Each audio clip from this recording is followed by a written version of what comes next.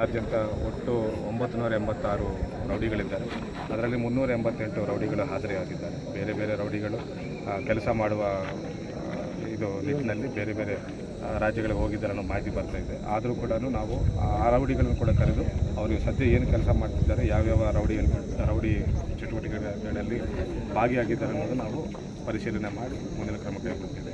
ಈಗಾಗಲೇ ನಮ್ಮ ಬಾಲ್ಕಿ ಸಬ್ ಡಿವಿಷನಲ್ಲಿ ಎಲ್ಲ ರೌಡಿ ಎಲಿಮೆಂಟ್ಸ್ ಯಾರ್ಯಾರಿದ್ದಾರೆ ಅವರ ಮನೆಗಳ ಮೇಲೆ ಬೆಳಗ್ಗೆ 4 ಗಂಟೆಗೆ ಹೋಗಿ ರೈಡ್ ಮಾಡಿ ಮನೆಗಳಲ್ಲಿ ಯಾವ್ಯಾವ ಆಯುಧಗಳನ್ನು ಇಟ್ಕೊಂಡಿದ್ದಾರೆ, ಯಾವ್ಯಾವ ಚಟುವಟಿಕೆಗಳು ಮಾಡ್ತಾಯಿದ್ದಾರೆ ಅನ್ನೋದ್ರ ಮೇಲೆ ನಿಗಾ ಇಟ್ಟು ಯಾರ್ಯಾರು ವೆಪನ್ಸ್ ಇಟ್ಕೊಂಡಿದ್ದಾರೆ ಅವ್ರ ಮೇಲೆ ಈಗಾಗಲೇ ಕಾನೂನು ಕ್ರಮ ಕೈಗೊಂಡಿದ್ದೇವೆ.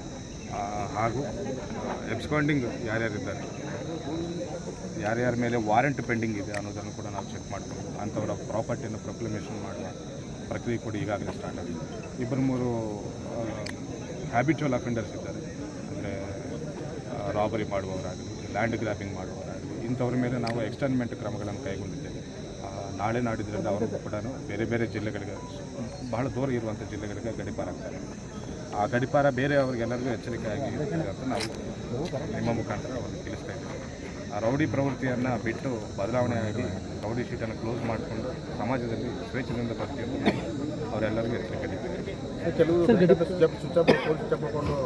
ಅದಕ್ಕೆ ನಾನು ಮತ್ತೆ ಫ್ರೈಡೇ ರೌಡಿ ಪೆರೇಡ್ ಮಾಡ್ತಾ ಇದ್ದೇನೆ. ಅವ್ರನ್ನ ಕೂಡ ಎಳೆದು ತಂದು ಇಲ್ಲಿ ನಿಲ್ಲಿಸಿ ಪರಿಶೀಲನೆ ಮಾಡೋಕ್ಕಂತ ನಾನು ಬಿಡ. ಗಡಿಪಾರ ಸಲುವಾಗಿ ಎಷ್ಟಾದರೂ ಲಿಸ್ಟ್ ಮಾಡಿದ್ದೀನಿ ಸರ್. ಗಡಿಪಾರ ಲಿಸ್ಟ್ ಹೌದು, ಗಡಿಪಾರ ಲಿಸ್ಟ್ ಈಗಾಗಲೇ ಪ್ರಾಸೆಸ್ಸಲ್ಲಿ, ಇಟ್ ಈಸ್ ಅಂಡರ್ ಪ್ರಾಸೆಸ್. ಪ್ರತಿಯೊಂದು ಗಡಿಪಾರನ್ನು ನಾವು ಮಾಧ್ಯಮದವರಿಗೆ ಹಂಚಿಕೊಳ್ತೇವೆ. ಯಾಕಂದರೆ ಅವರನ್ನು ನೋಡಿ ಬೇರೆಯವರು ಇದೇ ಕ್ರೈಮ್ ಮಾಡಬಾರ್ದು, ಕ್ರೈಮ್ದಿಂದ ದೂರ ಇರಬೇಕನ್ನುವ ಸಂದೇಶ ಹೋಗಲಿ ಅಂತ ನಾವು ನಿಮ್ಮೊಟ್ಟಿಗೆ ಕೂಡ ಹಂಚಿಕೊಳ್ತೇವೆ. ಒಂದು 4 ಈ ಸದ್ಯ ಪ್ರಾಸೆಸ್ಸಲ್ಲಿದೆ.